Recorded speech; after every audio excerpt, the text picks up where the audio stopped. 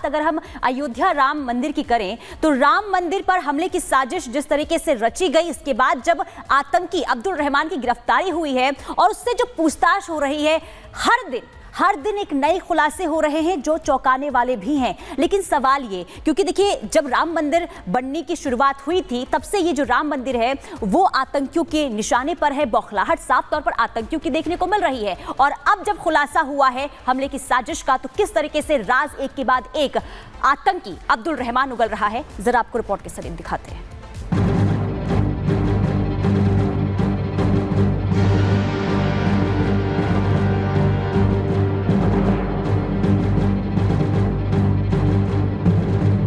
तो भाई हम यही कहना चाहते हैं, अगर मेरा लड़का दोषी है तो भाई उसको सजा मिलनी चाहिए।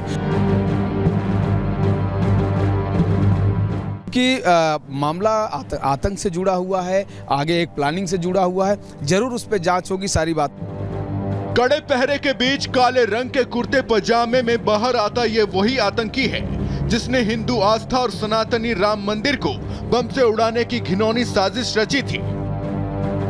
वो अपने मंसूबों में कामयाब हो पाता उससे पहले ही गुजरात और फरीदाबाद एटीएस के हत्थे चढ़ गया, जिसके बाद उसे पुलिस रिमांड में भेज दिया गया है। सूत्रों के मुताबिक आतंकी अब्दुल रहमान 10 महीने पहले ही आईएसआई के Islamic State Khorasan province ISKP module से जुड़ा था।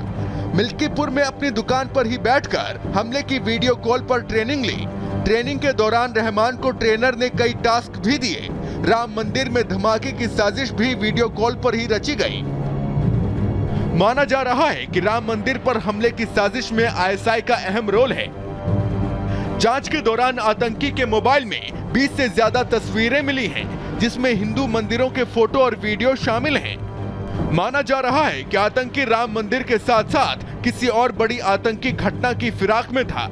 अब्दुल 5 दिन पहले ही दिल्ली में मरकज जाने के लिए कहकर निकला और फरीदाबाद में नाम बदलकर रह रहा था। आतंकी अब्दुल रहमान की उम्र 20 साल है और उसने सिर्फ 10वीं तक ही पढ़ाई की है। पूछताछ में अब्दुल ने खुलासा किया रिक्शा चलाता है और साथ ही घर पर रहकर इलेक्ट्रॉनिक्स से जुड़े सामान बनाता रहता था।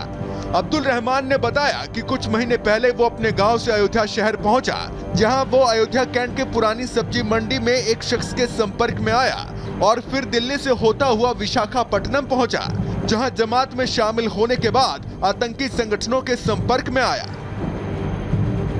अब्दुल फिलहाल रिमांड पर है, लेकिन उसके माता पिता सख्त से सख्त कार्रवाई के साथ निष्पक्ष जांच की मांग कर रहे हैं। तो भाई हम यही कहना चाहते हैं, अगर मेरा लड़का दोषी है तो भाई उसको सज़ा मिलनी चाहिए, लेकिन उसकी इंक्वायरी होनी चाहिए। भाई निर्दोष भी है, हो सकता है कि भाई उसको पूरा यानी इंक्वायरी होकर उसको फिर जैसा हो मामला उसको करना चाहिए। हम यही सरकार को करना चाहते हैं कि हमारे लड़के को बाइज्जत बरी करिए।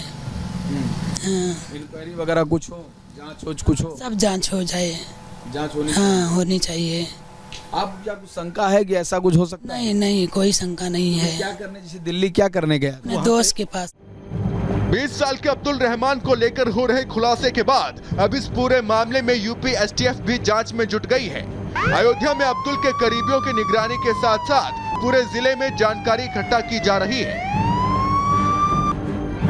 तो दंगाइयों का घर और इसके साथ साथ चौकी से हर जगह हर कोने पर नजर। लेकिन ये चौकी महत्वपूर्ण क्यों है, जरा ये भी जान लीजिए। देखिए नई चौकी से जो है फुल नजर रखी जाएगी। ऐसा क्यों कहा जा रहा है? क्योंकि जिस जगह पे दीपा सराय में पुलिस चौकी बनाई जा रही है, ये जो गोल घेरा देख रहे हैं आप, ये वही जगह है जहाँ पे पुलिस की मौजूदगी में नींव की जो खुदाई है उसका काम शुरू हो गया है। पुलिस वहाँ पे मौजूद है। लेकिन ये चौकी इतनी इंपॉर्टेंट क्यों है, जरा ये भी समझ लीजिए।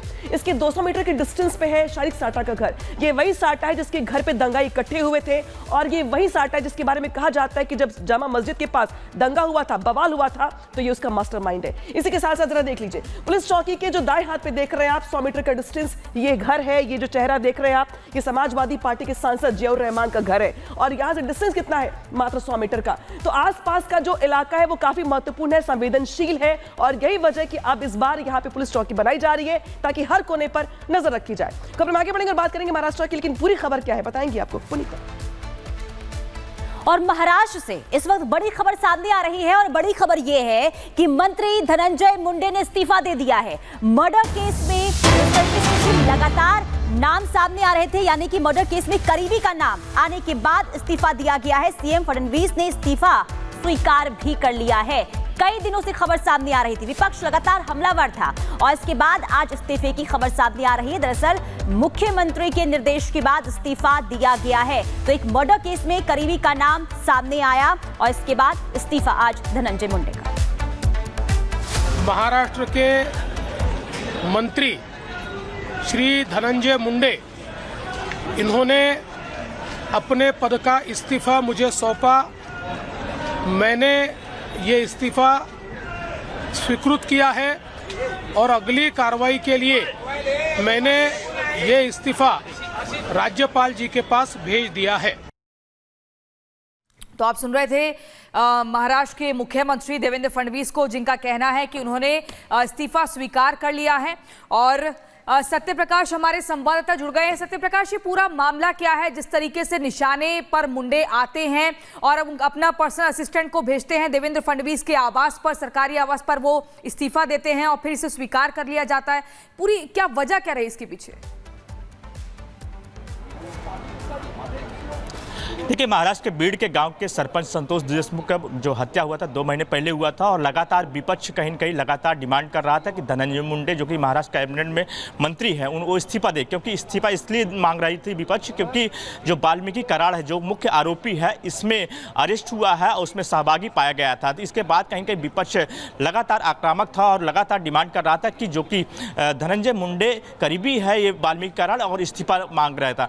फिलहाल आज सुबह ही धनंजय मुंडे ने अपने पीए के जरिए इस्तीफा महाराष्ट्र के मुख्यमंत्री के पास भेजा और महाराष्ट्र के मुख्यमंत्री ने धनंजय मुंडे का इस्तीफा स्वीकार कर लिया है और राज्यपाल के पास भेजा है। लेकिन जिस तरह से महाराष्ट्र में इस मुद्दे को लेकर हंगामा चलता रहा, लगभग 2 महीने से इस मुद्दे को लेकर जगह जगह महाराष्ट्र में प्रोटेस्ट होता रहा और लगातार ये डिमांड किया जा रहा था कि जो महाराष्ट्र कैबिनेट मंत्री धनंजय मुंडे इस्तीफा दे, क्योंकि जिस तरह से वाल्मीकि कराड़ काफ़ी करीबी थे और काफ़ी आसपास उनके साथ रहते थे। तो कहीं न कहीं लगातार इसी को लेकर विपक्ष कहीं न कहीं घेर रही थी सरकार को। आखिरकार आज धनंजय मुंडे को इस्तीफा देना पड़ा और वो अपने इस्तीफा दे दिए हैं। महाराष्ट्र के मुख्यमंत्री ने कहा है कि इस्तीफे को हम राज्यपाल के पास भेजे हैं। जी बिल्कुल, बहुत शुक्रिया आपका महत्वपूर्ण जानकारी देने के लिए। तो इस्तीफे को राज्यपाल के पास अब भेजा जाएगा और उसे स्वीकार किया जा चुका है।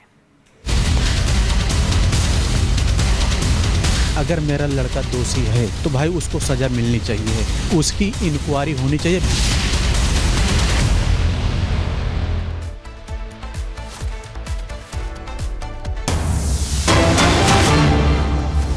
बड़ी खबर, आतंकी अब्दुल रहमान से पूछताछ में बड़ा खुलासा हुआ है। 10 महीने पहले इस्लामिक स्टेट से जुड़ा था अब्दुल रहमान। आईएस के खुरासान प्रोविंस मॉड्यूल से कनेक्शन की जानकारी मिल रही है।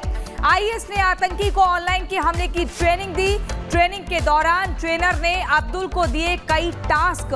वीडियो कॉल पर ही राम मंदिर पर हमले की ट्रेनिंग दी जाती है। इस साजिश में आईएसआई का अहम रोल बताया जा रहा है। आशंका है कि आईएसआई ने ही आतंकी हैंड ग्रेनेड मुहैया कराया था।